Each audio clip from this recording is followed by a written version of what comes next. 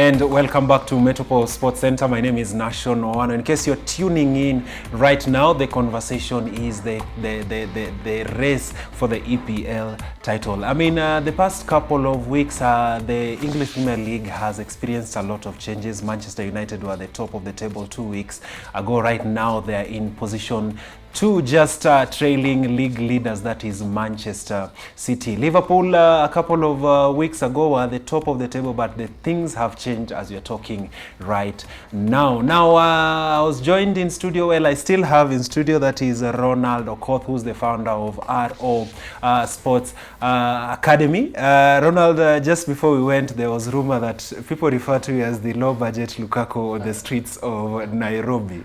Can you deny or you accept it's actually true? No, I accept. Well. Now, still continuing on the conversation on the EPL.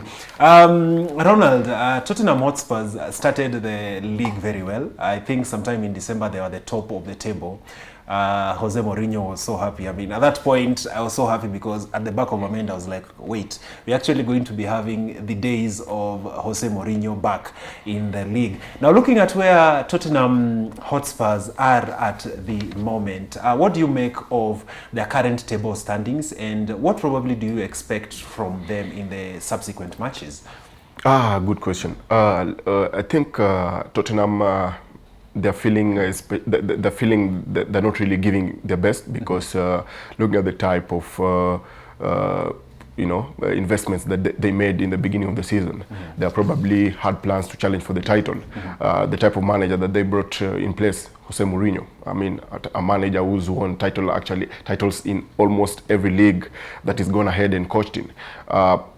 They're definitely not living up to the expectations, especially of their own fans, because it's a club that I feel right now should be actually probably challenging for the title, especially at position 1 or 2.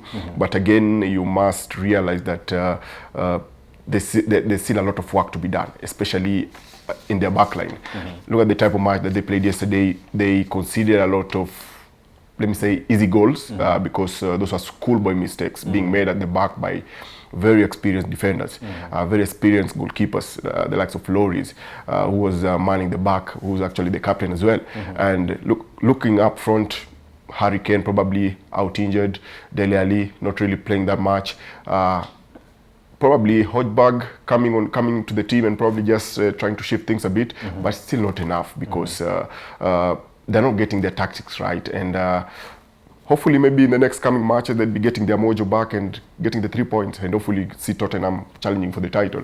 Okay. Yeah. Before we go to talking about your team, you support a very unlikely team in the English Premier League. While some of us are fighting for Manchester United, Arsenal, you support Crystal Palace. Yeah. Just before we come to talk about Crystal Palace and their title run this season, the biggest news early this week was the sacking of Frank Lampard from Chelsea, and then we have a new manager, that is Thomas, who's into the squad. What did you make of that? I mean, looking at the way Frank Lampard bought players when the season was starting, was it expected that he was going to be fired in a very unceremonious manner? It was coming. It was coming. It was not a matter of which day, but it was just a matter of, let me say it was a matter of when. Yeah. You know, it was a matter of when. Yeah. Because there's a club that has really bought a lot of players. Actually, it's one of the clubs that has a lot of players on loan. There's a joke that goes around that they even have a WhatsApp group with almost 200 players on loan who talk. They've really invested a lot in terms of bringing in new players. They brought in a new manager.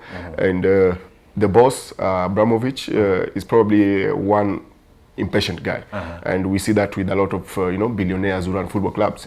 They put in the money and they expect immediate returns.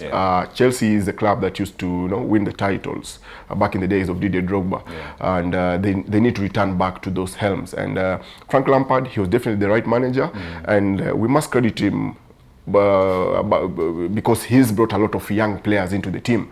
Because if you look at Chelsea now, most of the guys who are playing, they're actually very young players, very experienced, and it's something that we are probably seeing it's like a project that is, going on at Stamford Bridge. But his sacking, to me, definitely, it was just a matter of when, because looking at the type of streak that he's had with the team, I don't think it was that convincing enough. And looking at the way the league also is shaping up, and Chelsea is definitely an ambitious club that's looking for the title. He's a good manager, yes, but I feel this was not just the right time for him probably to manage Chelsea. But we'll just see him bouncing back, especially going back to the club. Again, it will be a matter of when Frank Lampard will be back at Chelsea. Okay. Yeah. I mean, looking at the caliber of players that Frank Lampard brought into the squad, we had the Kai Havertz, Ben Chilwell, the whole squad. I mean, he has some of the best players in that particular squad. What do you think is the problem? Is it an issue of the players not understanding each other's style of play, or is just a clear lack of direction? Not really lack of direction, but I think probably they're not blending only the manager's tactics, because under each manager has his own philosophy and style of play. And look at the way Lampard did business in the transfer period. He brought in players that he felt would fit enough into his own style of play. But unfortunately, some of them have not even hit the roofs the way it was expected. So it's a matter of now, if it doesn't work this way, maybe let us try the different way. And that's why they've brought in another experienced manager who's been at Dortmund, who's been at PSG, and now is reuniting with one of his former captains, Silva at the back. So hopefully maybe Tuchel's style of play, the way he expects his team to attack, defend, possess the ball, will probably work best with some of these players. But also the players should take blame. There was a time when I think Jose Mourinho was fired at Chelsea, and Lampard then there's a statement he made that probably the manager did not, something to do with the manager. It wasn't a good comment about the manager being sacked, and I think now the same fate has befallen him years on. So it's just football, and hopefully let's see how it works out with the new manager. Just before we wrap up the conversation about Chelsea, I think it will be time to mention that our editor, that is Diana Ketch, is an avid or a diehard Chelsea fan. Diana, hang in there. Things are going to look up at Chelsea United. Now, shifting gears into your team, that is Crystal Palace. I mean, your team, are they going to make it out of the relegation zone? Because looking at where they are right now, it's not a good position to be in, especially when you're going into the second round of the EPL matches. Yeah. Any things that you're looking for, or any changes that the managers need to do at Crystal Palace? At Palace we are cut with 9 lives. Somehow we keep on. It's like we are going to be relegated, but in the last minute we keep on changing the tides. But yeah, true. We are in a very difficult position. We are in a difficult. We are going through a very difficult period right now. Very let me say uncomfortable position, especially in the table, and a lot of things need to be changed, especially at the club. And we have very good players at the upfront, especially Batshuayi, Ayew, and the likes of Zaha. We brought in Eze from the championship side, but things are still not just sticking, and we need to score in a lot of goals, because we are creating the chances, but we are not utilizing them. That's why our manager has gone ahead and brought in a striker from Bundesliga on loan, and we hope probably he's our savior this season. So we just need him to put in more effort up front, scoring the goals, and also actually work on our defense line, because we are really conceding a lot of goals at the same time, and we are over depending on Zaha and probably the new kid on the block, who's Eze. So if Eze and Zaha don't come to the party on time, we end up being in a difficult position. So we just need to actually wake up on time, because the league is shaping up. Time is really elapsing and all that, and before we know it, teams will be going to relegation. And we have Sheffield, West Brom, a dogfight looming up ahead. Normal sports shows will give you the top 5. Sports Center will give you bottom 5. Your bottom 5 teams that you think will not make it for next season. Bottom 5. I think if you look at the table currently, it's actually shaping up. To me, I'm convinced West Brom are #1 contenders to be relegated. Sheffield, They are trying, yes, but again, things are not really catching up. On Sheffield, we have to give it up to them for beating Manchester United. I just had to throw that one in there. It won't go down well with many guys. Yeah, but again, with football, we can never rule out anyone. There can still be a dogfight, a relegation dogfight, and even the person who feels that he's in a comfortable position will probably find himself at the bottom, and same to the top 5. So one thing that I'm sure about, and I keep on saying, and I'll be here putting it on record, that West Brom will be relegated. The other teams, I'm really not sure about that. Okay. Yeah. So Ronald, you'll keep us up to date with what you'll be up to after this interview. It's always a good time having Ronald Okoth on the show. You remember, he's one of the people that has been championing the agenda of transforming sports into business ventures, meaning that sports, in as much as they give us entertainment, there are avenues in which there are avenues of empowerment for many talented individuals out there. Just before we wrap up the third part of the show, time for us to switch gears into the Money Ref segment of the show.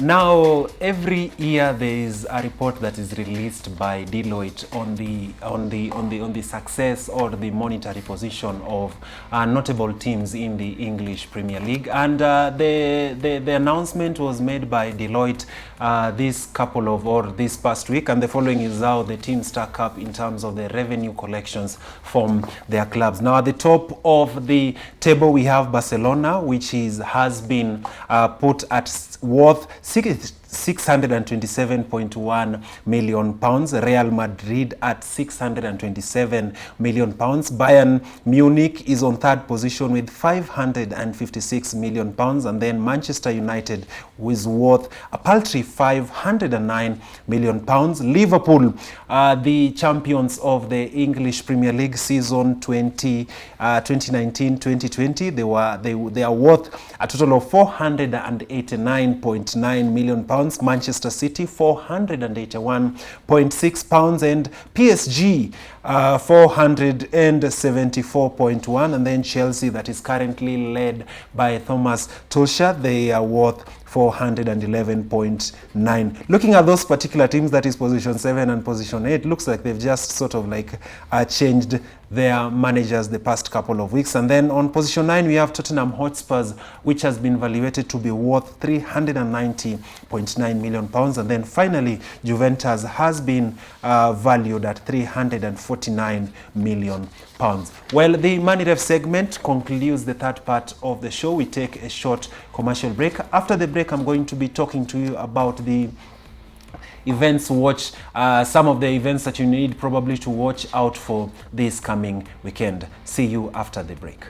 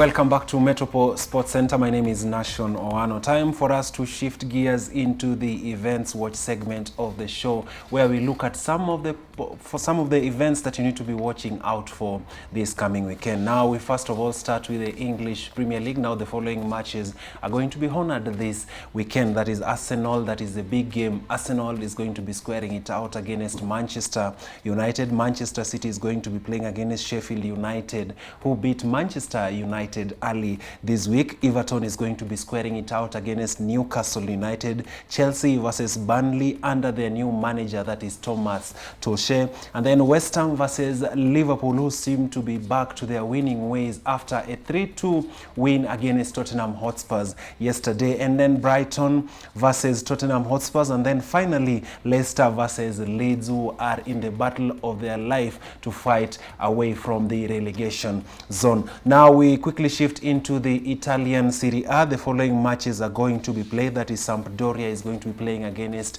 Juventus. Inter Milan versus Benevento. An interesting thing happened in the course of the week. That was the match against Inter Milan versus AC Milan, where Zlatan Ibrahimovic was sent off the pitch, and Inter Milan ended up winning that particular match. Spezia is going to be squaring it out against Udinese. Atlanta is going to be playing against Lazio. Crotone versus Genoa, and then Roma versus Verona. And then you switch gears into the NBA world, where it's quickly gathering pace. You remember in the first part of the show I was mentioning how the NBA world was paying tribute to basketball legend, that is Kobe Bryant, who passed away last year a time like this. The following matches are going to be played this weekend. That is Washington Wizards, I beg your pardon, is going to be playing against the Atlanta Hawks. Charlton Hornets is going to be playing against Indiana Pacers, and then Toronto Raptors is going to be squaring it out against Sacramento Kings. The topic of conversation in the NBA world is, do you think this season the Toronto Raptors are going to be back to their winning ways? Remember the other time they won the NBA title, and they seem to be struggling at the moment coming to the top. Well, the championship or the playoffs are not, we are far from getting to the playoffs, but we won't shy away from talking about the form that Toronto Raptors has been in the past couple of matches. New York Knicks is going to be playing against the Cleveland Cavaliers. New Orleans Pelicans is going to be squaring it out against Milwaukee Bucks. And then finally the Minnesota Timberwolves are going to be playing against the Philadelphia 76ers. Well, that's all the time that we had for you on Metropole Sports Center. I do wish you a fantastic weekend. See you next week, same place, same time.